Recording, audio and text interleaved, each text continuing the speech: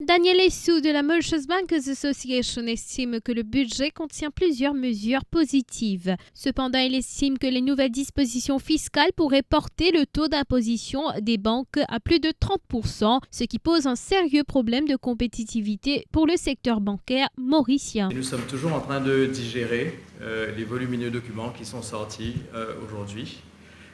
Beaucoup de bonnes mesures qui étaient contenues dans notre mémo sur les renouvelables, sur le financement climatique, sur la digitalisation. Mais il paraîtrait que le secteur va attirer de nouvelles impositions très élevées. Et si notre lecture est correcte, elle ne l'est peut-être pas, nous serions éventuellement sujets à des impôts de plus de 30%. Et un niveau d'imposition pareil soulève des questions assez fondamentales par rapport à la compétitivité de notre secteur à Maurice. Pour Vashish Ramkelawan, représentant de la Mauritius Insurers Association, la réforme des pensions annoncée dans le budget constitue une avancée significative. On accueille favorablement certaines mesures qui ont été annoncées dans ce budget. La première, c'est la réforme de la pension. Il est important d'avoir une réforme de la pension complète.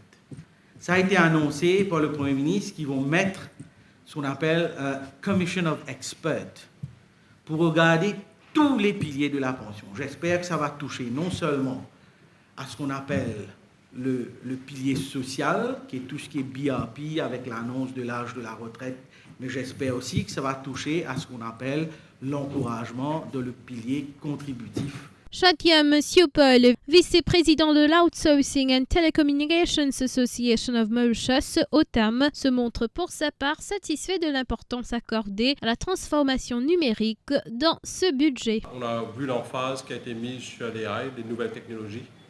Et aussi, il y a un point très important qu'on a aussi lu, c'est toute la partie Open Data Policy Incentive qui va être mise en place. Ce sera pour nous un game changer, quelque chose qui doit être avec le secteur, les opérateurs du privé, où ça changera quand même la donne au niveau de tout ce qui est e-services, de e-KYC. C'est un élément très important. D'ailleurs,